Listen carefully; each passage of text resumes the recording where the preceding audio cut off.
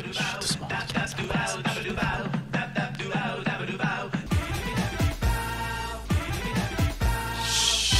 Les sujets dont on ne parle pas.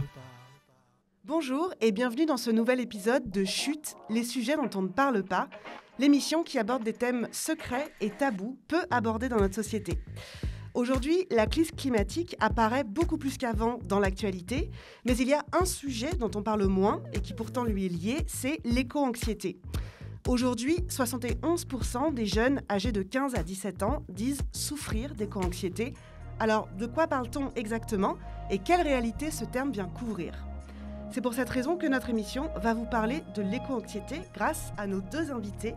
Avec nous sur ce plateau aujourd'hui, Gladys et Solène. Bonjour à toutes les deux. Bonjour.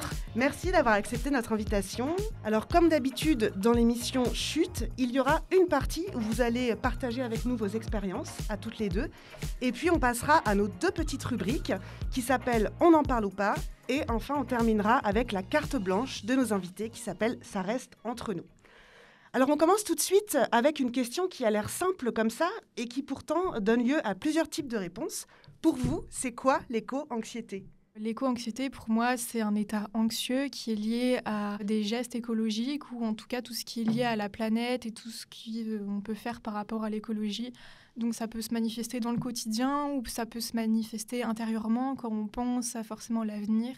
Ok, Solène, quelle définition, toi, tu donnerais à l'éco-anxiété ? Je dirais que c'est un mélange de sentiments. Enfin, il y a de l'inquiétude, de la colère, de la tristesse et de l'impuissance face soit à des crises, la crise climatique actuelle, mais aussi par l'inaction du gouvernement. Ok, et alors moi, il y a une question que je me pose. Peut-être on va commencer avec toi, Gladys. Est-ce qu'il y a un moment en particulier dans ta vie où tu t'es dit « Ok, là, je crois que je peux dire que je suis éco-anxieuse » ? Et est-ce que tu te souviens par quoi ce moment a été provoqué ? Je me souviens que c'est venu un peu petit à petit. C'est vrai que nous-mêmes, sur les réseaux, il y a eu un petit peu cette montée de vidéos, de prise de conscience. Moi, je crois que j'en ai deux, surtout. Le premier, c'était au moment où j'ai commencé à m'intéresser à l'enjeu écologique. C'était surtout par les gestes individuels. Et puis après, une fois que je me suis engagée dans des mouvements collectifs, c'est le moment où je m'engageais plus et que j'avais moins de temps. Ça aussi, c'était une source d'angoisse parce que ça me permettait en fait de justement avoir ma place, trouver ma place et faire en sorte d'agir contre cette éco-anxiété. Ok, et alors quand on parle d'éco-anxiété, dans la tête des gens, ça se passe plutôt justement dans l'émotion, mais donc plutôt dans le cérébral, dans la tête. Est-ce que votre éco-anxiété à vous, elle s'est déjà manifestée dans vos corps ? Moi, par exemple, j'ai souvent des plaques, un petit peu de dermatite ou des choses comme ça, du psoriasis. C'est vrai que moi, ça se manifeste un peu comme ça, mon anxiété. Je dirais surtout maux de ventre, des crises de panique des fois sur certains sujets, quand j'entends des sujets à la télé. Et après, c'est beaucoup dans la tête aussi. En tout cas, merci à toutes les deux d'aborder ce sujet qui n'est pas facile à traiter parce que c'est un sujet qui est très personnel. On va maintenant aborder d'autres sujets dans notre rubrique « On en parle ou pas ?» Et ces sujets, justement, on en parle beaucoup et j'aurais aimé avoir votre avis. Alors, le principe de la rubrique est simple. Il va y avoir des thèmes qui vont apparaître sur l'écran et c'est à vous de décider si vous voulez en parler ou pas à l'aide de la petite console qui est devant vous. Chut, on en parle ou pas ? On n'en parle pas. On en parle ou on n'en parle pas ? On en parle ou on n'en parle pas ? Alors, on y va, c'est parti ? Ouais. Alors, le premier thème, la Coupe du Monde 2022, on en parle ou on n'en parle pas ? On n'en parle pas parce que parle pas. c'est déjà un sujet où on connaît tous les aboutissants humains et climatiques. Je pense qu'on sait tous les raisons de pourquoi il faut boycotter cette coupe. Renaissance by Beyoncé. On n'en parle pas. En vrai, c'est une icône sur plein d'aspects, mais c'est pas vraiment un sujet que j'ai envie de passer du temps ou d'aborder. Coca-Cola fit COP27. C'est vrai que ça me pose question et dans quel cadre ça a été fait. On n'en parle pas. Moi, je trouve que la COP27, ça tourne de plus en plus au ridicule. C'est vrai que le fit n'est pas vraiment très logique. Les Jeux asiatiques d'hiver 2029. Pour moi, c'est un peu la même thématique que la Coupe du Monde. Déjà, je ne sais même pas comment l'idée a pu venir de se dire on va faire un truc de neige dans un truc de désert. L'ICOP, le projet de pipeline de Total. On en parle parce que c'est un projet climaticide qui est énorme et surtout qui est fait par une entreprise française, Total, donc totalement on en parle. Pareil, Total, c'est des entreprises, des choses qui sont bien installées, bien là, et de en parler, de bousculer un petit peu et de montrer que toutes leurs actions, elles sont pas acquises et que nous, on n'est pas d'accord avec eux. C'est déjà une première étape. Le deep sea mining, On en parle parce que j'ai entendu parler par Camille Etienne, notamment avec le moratoire. Emmanuel Macron s'est engagé à respecter, donc oui, on en parle pour voir si c'est des actes et pas juste du blabla. ok, alors on passe à un thème qui n'a rien à voir. Avatar 2, on en parle ou on n'en parle pas? Moi, je trouve sympa, on a besoin de divertissement, d'en prendre plein les yeux. Enfin voilà, c'est vraiment un projet de cinéma cool. Mais après, je trouve que c'est pas hyper important d'en parler non plus. Merci d'avoir partagé avec nous vos différents avis. Alors on va arriver à la dernière partie de l'émission. Moi j'ai une dernière question.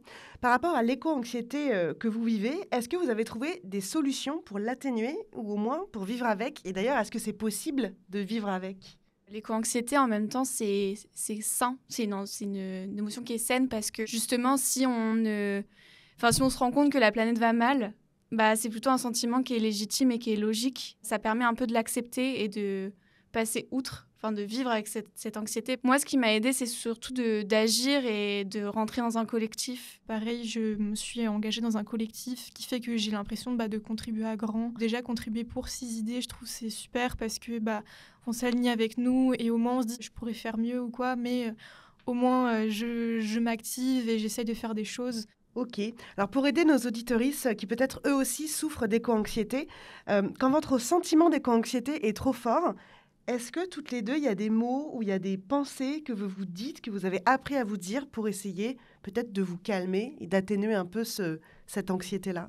J'essaie un peu de mettre en place des pensées qui relativisent, notamment maintenant quand je fais un achat, j'essaye de me dire ok, tu le fais, mais en même temps, tu fais attention sur d'autres aspects. Et c'est un peu cet état d'esprit que j'essaye de m'inculquer en me disant, c'est pas grave, il y a déjà énormément de choses que tu fais autres. Ok. Alors comme chaque fois à la fin de Chute, nous avons proposé à nos invités de faire passer le message de leur choix dans notre rubrique « Ça reste entre nous ». Alors Solène et Gladys, vous avez 30 secondes pour dire ce que vous voulez. Un appel à l'aide, un message rempli d'espoir, c'est vous qui décidez. La seule contrainte, c'est que vous devez terminer en disant « Mais chut, ça reste entre nous ».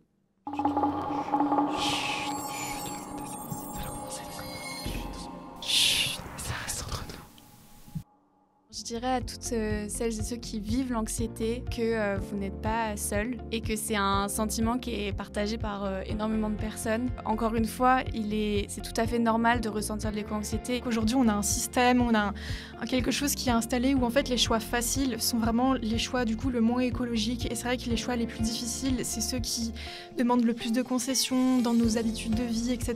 Il ne faut pas le cacher, il ne faut pas essayer de se dire que de toute façon on va jamais y arriver. Agir, c'est la meilleure recette, c'est la solution miracle pour pallier à cette éco-anxiété. Ne pas se culpabiliser, qu'on fait déjà de notre mieux et que c'est le système qui a fait comme ça malheureusement et qu'on essaye de faire bouger les choses. Mais ça reste entre nous. Merci à toutes les deux d'avoir accepté notre invitation. Merci aussi à la bibliothèque François Truffaut de la ville de Paris de nous accueillir comme toujours. Merci aux auditeurs et auditrices pour votre écoute. Et du coup, pour terminer, moi j'ai une dernière question à vous poser. Alors, l'éco-anxiété, on en parle ou pas? On en parle. Mais chut, c'est un sujet dont on ne parle pas.